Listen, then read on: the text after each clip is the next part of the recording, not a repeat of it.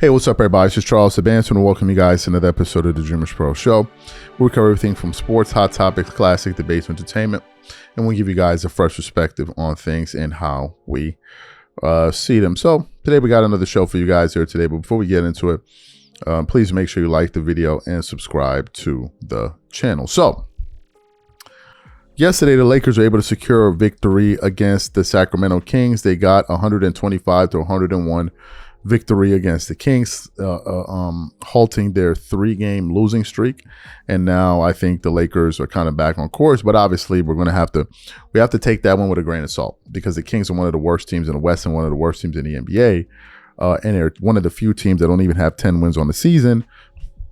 But now the Lakers are going to play the Detroit Pistons, and I'm sure they're going to be out for blood, given the fact that they just lost to the Clippers last night, and they're going to be playing the Memphis Grizzlies 2 times in a row. If I look at Memphis, okay, they're 9th seed, so they're still a below 500 team, but they're better than the Sacramento Kings at the very least. And then the Lakers are going to play the Pelicans, who have no threat. And then, of course, they're going to have the Spurs, the Bucks, the Kings again, the Hawks, the Hornets, the Blazers, the Raptors. And then they'll play a stretch of some pretty decent teams like the Raptors, Nuggets, Clippers, Mavericks. And then we'll see how things go then. But nevertheless, they were able to get a much needed victory last night. But going into that game, there were a lot of things being said. But the most recent comments from head coach JJ Redick were the ones that were the comments that really had everybody talking.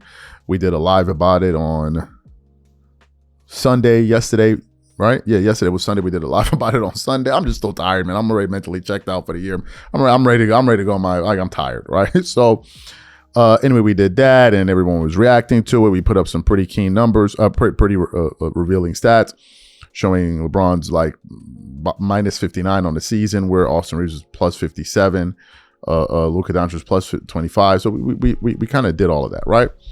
But anyway, I came across a clip from Amazon Prime, their NBA segment, and I think they had Rudy Gay, John Wall, Taylor Rooks, I think is her name, and Dwayne Wade.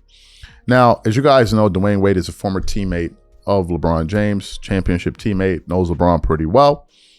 And they were asking him to kind of react to some of the comments that the coach was saying and defensive effort and all of that. And Dwayne Wade basically laughed him off and said, LeBron is more focused on his golf swing than what JJ Redick is talking about. I'm like, yeah, this pretty much says it all. But before we get into what Dwayne Wade had to say, we have a major announcement from our sponsor, PrizePicks. Everyone's favorite PrizePicks holiday promotion is back. 7 days of Pickmas. PrizePicks is giving out 7 days of deals all the way through Christmas Day, including a Christmas Day max discount. Pickmas starts December 20th, so download the app today and unwrap those deals. So download the PrizePicks app today and use code CLNS to get $50 instantly when you play $5. That's code CLNS on PrizePicks to get $50 instantly when you play $5. You don't even need to win to receive the $50 bonus. It's guaranteed. And remember, whenever you support this sponsor, you're supporting this channel. Thank you. So what we want to do now is play what Dwayne Wade had to say here in response to some of the chatter around JJ Redick and LeBron James, and we're going to come back and continue on the show. Take a listen to Dwayne Wade here. Where do you all feel LeBron is in all this? Obviously seeing your head coach, if you're talking about effort and execution, I'm sure LeBron has thoughts himself on it as well. I'm 23 years in. Like, I'm going to give you the best I can, but be realistic. What more do you really expect from me? Like, I'm 23 years in. You know what you're going to get from me. I can't be the same LeBron that was in the passing lane or guarding the best player on the other end. I'm going to give you some effort plays. Some nights I might not have it, but that's what you have those other guys for. They supposed to come in and pick that load up for him. So he looks himself in the mirror like, yeah, I'm not the same LeBron I want to be, but they already know that. I still take him on my team. Nah, for sure. I think anybody would. And Bron on his golf simulator right now. What he doing? He working on that, getting that under. Practice. I am practicing. But he said that worry about this. They asked him about somebody. He say, listen, I don't know. I'm watching YouTube golf. I'm watching people get their little swing going. Excellent. So you heard his commentary. So what are my thoughts about this? I think what D. Wade said is probably a general sentiment out there. LeBron doesn't give a damn about what JJ Redick is talking about. LeBron ain't moved by what JJ Redick is talking about. LeBron doesn't care for a number of reasons. Number one, LeBron is an egomaniac, right? He's an egomaniac. That's the first part. The second part is this. A lot of people feel like LeBron is the one that got JJ the job. So it's like, bro, I got you the job. Like, you ain't like, this is we're co-coaches out here, bro. You're not telling me anything. Number 3, I'm LeBron James. You're not telling me anything. If I don't want to do anything, I don't want to do anything. And LeBron exhibited that on multiple occasions this year where, number 1, you saw him laughing on the sideline during the game. JJ's calling him. LeBron is not answering. That's number 1. Number two was when he took that technical free throw at the end of that game.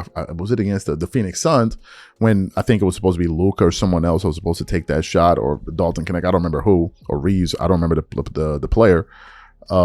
And JJ was like, yeah, I don't know what happened there, right? LeBron was just like, yo, I'm going to take this shot if I want to. That's a power move.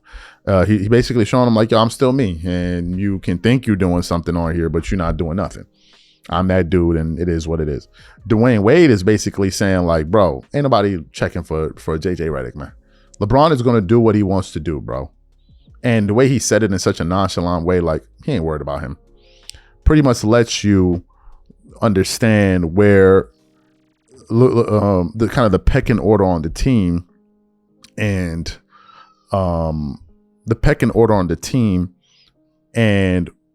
what LeBron thinks about the team. That's really what it lets you understand. Number 1, if the Lakers want their coach to be respected, they have to enforce that. They need to enforce it the same way the Miami Heat did. I think at one point, LeBron wanted Eric Spoelstra fired. Do you know who stepped in and said, no, he's going to be the coach? Who? Pat Riley. Pat Riley's a no-nonsense kind of guy. So if the Lakers want to have an environment where their head coach is respected, the only way that happens is if they themselves empower him. Right? They have to empower him. They need to make it clear he's the head coach. But the Lakers don't do that. And I think what's happening now is that you're witnessing a cultural shift within the organization. Right? You witness because the former leadership was incompetent. All right? They were not a serious set of people. Hence the reason they were able to let this guy run their organization into the ground and turn it into the clown show that it became. And the biggest example of that was them drafting Bronny James for no other reason except to appease LeBron. But the new ownership that's coming in, I believe that they're behind LeBron not receiving a contract extension. I believe that they're the ones behind that decision because he wanted one, certainly. He was pissed off about it, right? So we'll have to see how things evolve as the new ownership slowly starts to put their own people within the organization. And as you guys know, whenever a new owner comes in and buys a team, what's one of the first things that they do? They replace all of the old staff and come in there with their own people, right? But I think they're doing this step by step.